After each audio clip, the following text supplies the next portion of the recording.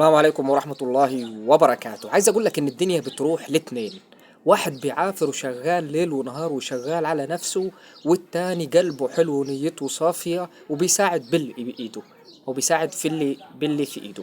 طيب، الأول عدل من ربنا والتاني رحمة من ربنا سبحانه وتعالى. قال الله عز وجل: وعلى نياتكم ترزقون.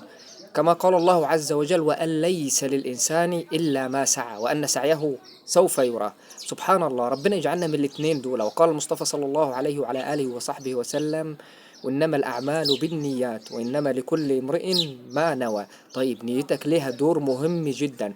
لو أنت بتسعى لازم برضو تخلي النية بتاعتك جميلة جدا أو صافية لوجه الله. لازم كمان إن أنت ترضى. الرضا يا إخوانا مهم جدا، ومن أفضل الأشياء اللي بتحسسك بطعم كل حاجة إن أنت تبقى راضي في السراء وفي الضراء وفي أي وقت.